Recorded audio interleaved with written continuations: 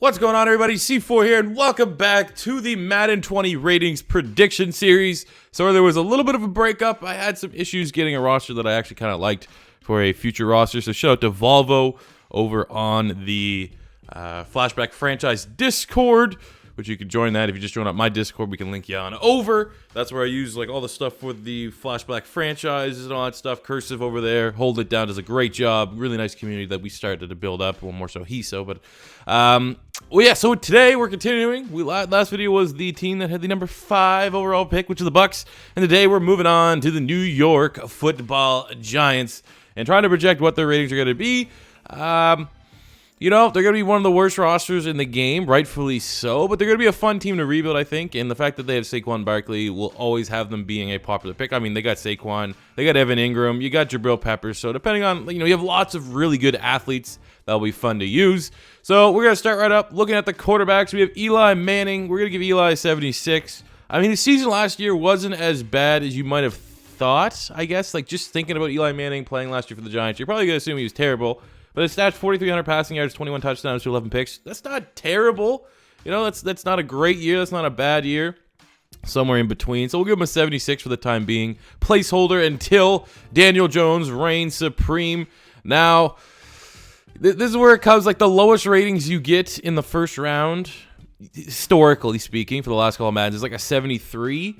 But with the brand new rating scale that's going to be in Madden 20, I think you're going to see some QBs, some of the surprising first-round selections dip just a little bit below that. So, I wouldn't be surprised to see, some of these players, some first-round picks be in the high 60s. But for the sake of this video, I won't go lower than a 70 overall for a first-round pick. But Daniel Jones is probably the most polarizing first-round pick out of everyone. In terms of playing as a QB, I mean, he has the height and that you really want. He's a good athlete. He can move. So I actually think when it comes to Madden, Daniel Jones will be kind of fun to use. Like when you rebuild the Giants, you're probably going to stick with Daniel Jones as your quarterback and trying to develop him. I know that's what probably my plan is going to be. So we'll give him a 70 right now. And there's just the rest of the QBs there. Look at the running back, Saquon Barkley. I'm giving him a 91 overall. Last season, over 2,000 yards from scrimmage, 15 touchdowns. He threw 91 receptions. He is as advertised. So many people highly criticize the Giants of selecting a running back over a quarterback. I still technically think that probably was the wrong decision, knowing that they have Daniel Jones right now and Saquon Barkley. Would you rather, for example, would you rather Daniel Jones and Saquon Barkley, or would you rather Sam Darnold, one of the quarterbacks, but we'll just say Sam Darnold as your QB, and then maybe like a Nick Chubb as your running back? Personally, I might go with the other one, but Saquon Barkley is a freak of nature, and while the Giants fans are all doom and gloom right now, not a very happy fan base, and as an Eagle fan, thank you, Dave Gettleman. Saquon Barkley is still going to make it so that the Giants are, must-see TV next season, so, you'll be able to watch them.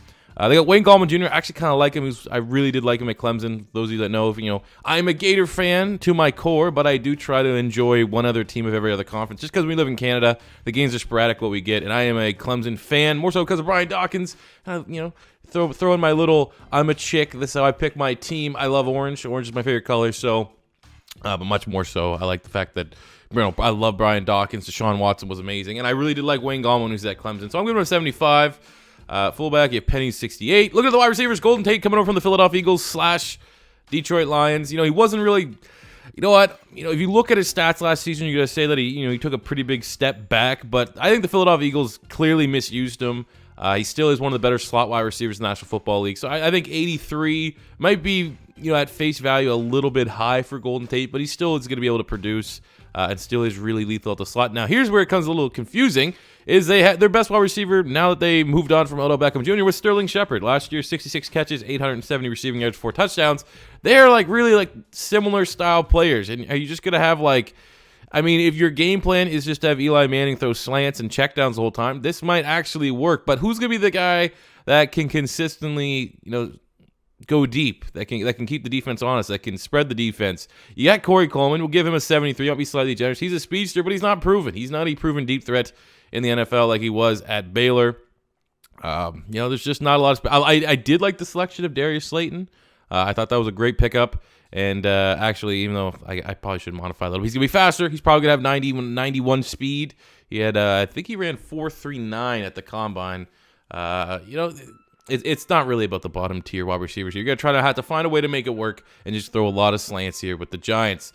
Look at tight ends. We got Evan Ingram. I'm giving Evan Ingram an 83. A little bit of a down year last season, but everything on the offense outside of Saquon Barkley was down a little bit. Evan Ingram, 45 catches, 577 receiving yards, 3 touchdowns. Still is, that glorified wide receiver playing tight end, but he's fun in Madden. I'll give him an 83 right now. I guess, we should be for these videos because the superstar X factors, I think they're trying to get around 50 in the next game.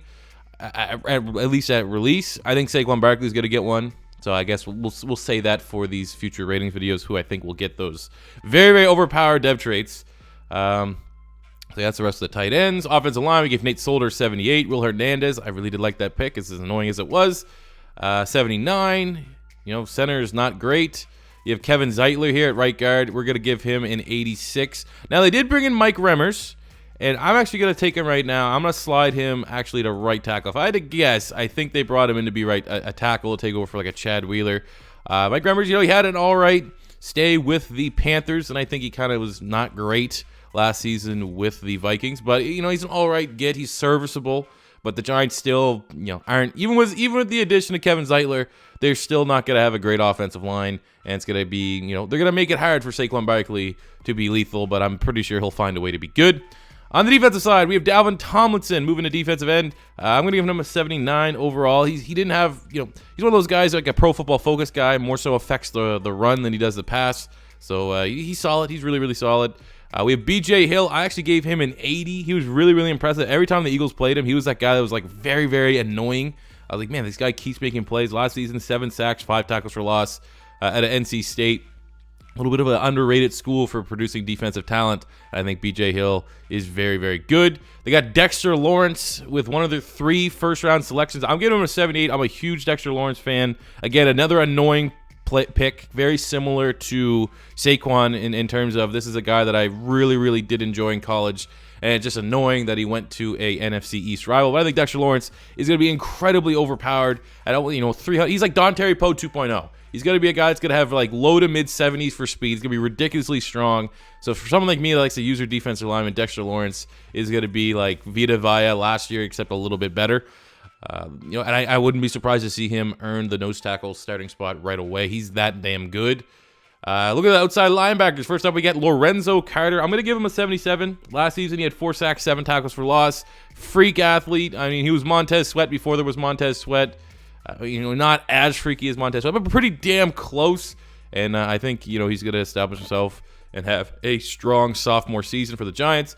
In the inside, we have Alec Ogletree. I'm going to give him a 78. He had 96 tackles, 5 interceptions, 6 TFLs last season. Now, he's one of those guys that if you just look at the box score, you're going to be like, man, he should be way better. But I've heard from countless Giant fans that he actually wasn't that great last season. Obviously, right place at right time. You got to give him bonus points. Like I bumped up his zone coverage because you don't fluke your way into 5 interceptions. But seems like the consensus is that he wasn't as good as his stats kind of led you on to believe. B.J. Goodson will give him a 75. I think he was the second leading tackler for the linebackers, 61 tackles. Also had 2 interceptions. Right outside linebacker, Marcus Golden coming over from the Arizona Cardinals. He had a big year. These stats are actually somewhat accurate. Look at that, man. 2016, 12.5 sacks, 4 forced fumbles. Couldn't really put it all together in 2017. This is a low-risk, high-reward selection for the Giants. I like it. O'Shea Zimenez from Old Dominion. I actually also think that's a really underrated pick for them. I wouldn't be surprised to see him be a part of a healthy rotation with Marcus Golden. I can see Zimenez getting 4, 5, 6 sacks, something like that next season as a rookie. Jumping to the secondary, Janoris Jenkins, Jackrabbit. Even though it says Northern Alabama, he's from Florida, he's a Gator. I'm going to have to give him an 81. Last season, 70 tackles, 2 interceptions, 15 pass breakups. Again, you see the pass breakups, like those are really, really good. Every Giant game I watched, though, he wasn't having a strong game, which is annoying because I am such a big fan of him. I think they were using him differently, but, Jackrabbit still, we can't give him anything less than an 80, so we give him 81. DeAndre Baker, 76. Real nice selection in the first round there for the Giants trying to rebuild that secondary. I love the Julian Love pickup. They had Grant Haley, who was a little bit of a sleeper, a great find last season. You throw in Sam Beal, who was a supplemental draft pick. Probably would have been, I would probably say 3rd, 4th round pick if he actually was able to declare this year. But I mean, there's some upside there. You got Corey Ballantyne, straight up got shot after he got drafted by the Giants. there's a joke in there. What was worse? What was the worst part of his weekend? Getting shot or getting drafted by the Giants? Ayo! But, in terms of rebuilding, I think the Giants, especially when it comes to the secondary, outside of Janoris, once you move on from that contract, everyone is sub 24. So there is, get a couple good depth traits in there, couple stars. You might be able to develop this into a very nice secondary. They brought in Bethea at free safety. He's just 79. He's a solid veteran. And at strong safety, Jabril Peppers coming from the Cleveland Browns. They'll give him an 83. The Browns last season finally utilized him enough so that they could leverage him in a trade for Odell Beckham Jr. I think, if you told me would I rather Jabril Peppers or Landon Collins, I probably still would rather Landon Collins, but given, Jabril Peppers' age and, the upside and finally starting to reach his potential, it is a good move, and he's going to be a really nice option for the Giants in rebuilds. As you've seen, at 19, he's pretty much always, 95 at some point within a 5-year rebuild. They have Rosas, the kicker from Southern Oregon. He's actually one of the better kickers in the National Football League. Went 32 of 33 on his field goal attempts, so we'll give him an 84. I think he's top 5 kicker, even though he only has 1 year. A little bit of a 1-year wonder. I'm still going to reward him. Riley Dixon, a decent punter, 75. So there you go, guys. Those are my projections for the New York Giants Madden 20 ratings. I'm sure you guys will have a field day in the comment section below if you agree or disagree with the ratings that we saw. Let me know.